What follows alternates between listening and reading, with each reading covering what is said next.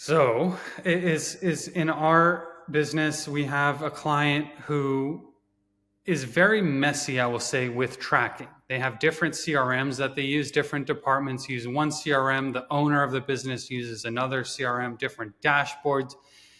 We've been working with them for a year and a half, and it's still unclear to me where is the ultimate source of truth and who's using what to determine to make their marketing decisions.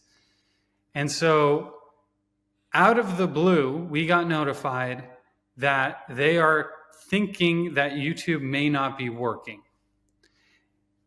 And my response, I think everyone's heard this before. Whatever traffic source that you're running, Facebook ads, direct mail, whatever it may be, hey, I don't think this is working, coming from the business owner. My question is, why? Is always why or how? Why do you think it's not working? What information are you using to make that determination? In this case, it appears to be a gut feeling. It's just a gut feeling. And it makes no sense. I don't know what to do with it. And maybe I want to ask you about this because this is in the realm of emotion and story. This is no longer data. So how do you deal with, or how do you recommend that I deal with a client whose gut feeling is saying this might not be working? That is a tricky one. Very tricky, because now we're in the realm of emotion and feeling. And I know what doesn't work. Let's say my wife is a very logical woman, but like most humans, all of us, we get into our emotions. And so when I feel like my wife is bringing something to me that is emotionally charged, or my daughter, just the other day, Dmitri, she 2 nights ago, she's going through a growth spurt. She's having all these hormonal things happening.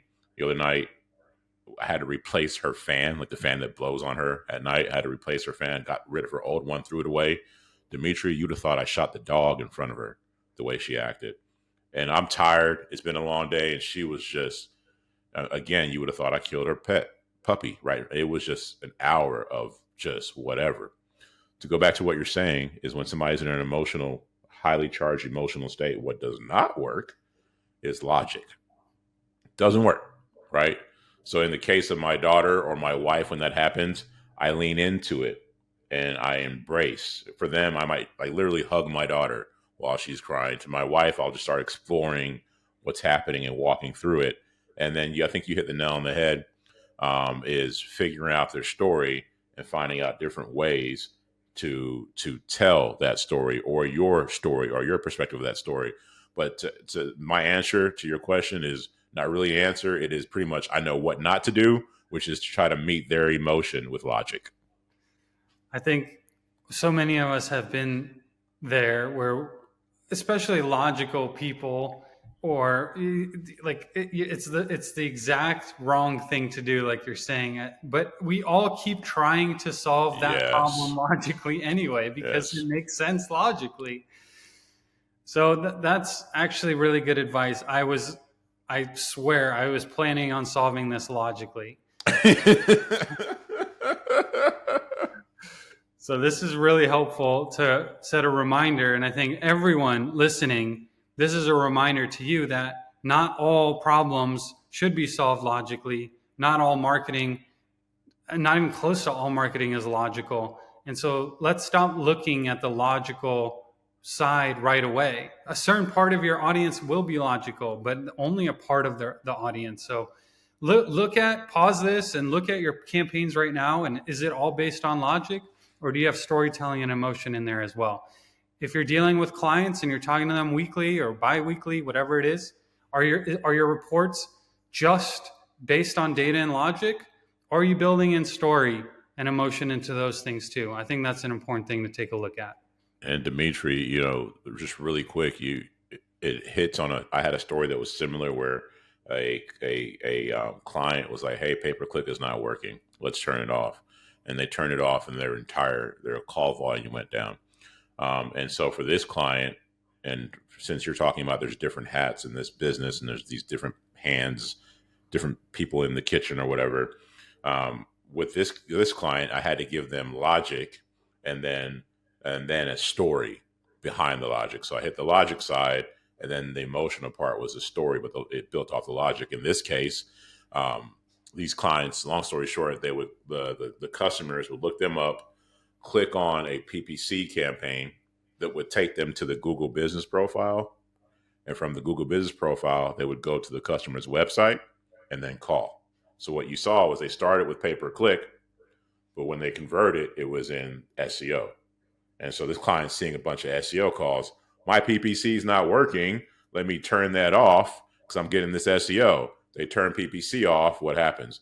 SEO dips. Mm-hmm. So in that case, I was able to like show them the logical part, but then paint this story, which worked. And that worked in that scenario. Your scenario might be more nuanced. I think my overall arching theme here for me and anybody's listening here is that it's sometimes logic. A lot of times it's emotion, especially if they're emotional. And sometimes it's both. It's all dynamic, right? Absolutely. That, and sometimes business owners do need to just mess with things to see it for themselves before they're going to believe it. And Yep. there's no other way of doing it. You got to turn off the PPC, watch the calls go down, and they're like, oh, okay, this works. And now I know for sure it works. I'm not going to worry Exactly. about it. So that's some of the growing pains that marketing agencies might have. Okay, moving on to another from the arena. Chris, you had something happen in your business. Tell us about that. Oh, yeah. This is a client. I almost lobbed this grenade to Dmitri because this client, Dimitri's excellent at anything Google. And this client was looking at, improving their store. I think they wanted to do it with Google as well. So we're just meeting, talking about improving their store. And this client sells jewelry. It's not cheap, right? This is real jewelry, expensive stuff, expensive watches, expensive necklaces, earrings, all that. So you think of this thing, their average ticket is anywhere from 300 on the super low end, typically closer to 3,000. But their budget, do you remember what their budget was? You remember me telling you this last week? Uh-huh. Yeah. So, all right. Their budget was $500, everybody. $500 trying to sell things that can go for 3,000. And so And that's not $500 to sell. It's just total budget of 500 total to budget monthly sell many, $500. many products of $3,000.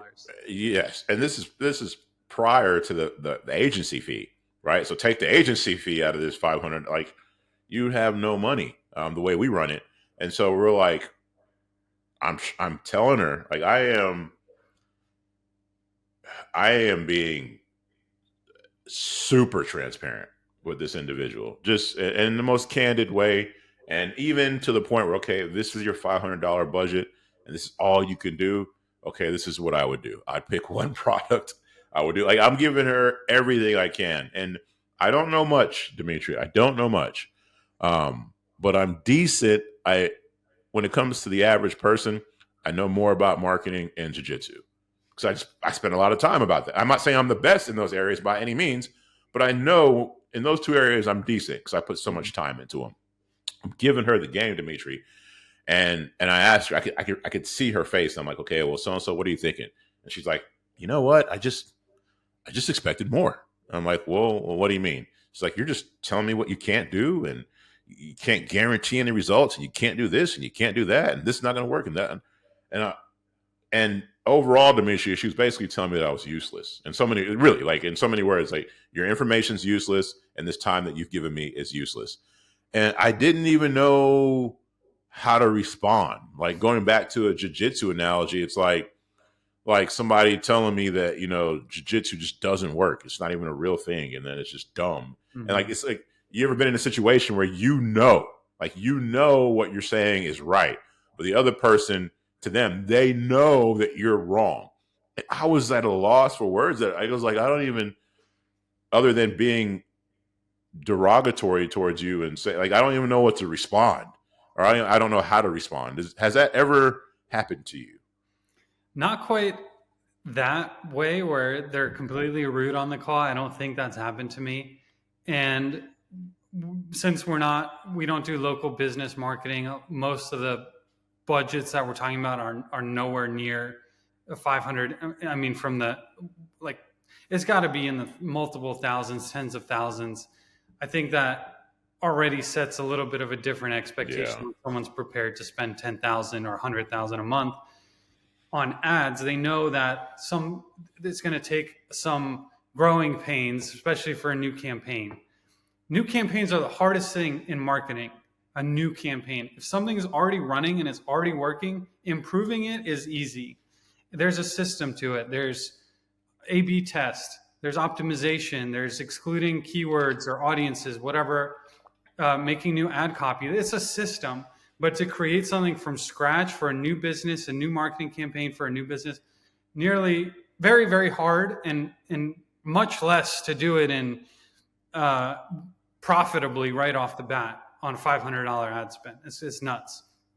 But I did have a client where I knew that our services were going to double their business. Literally. I knew it. And I was selling them on it for months.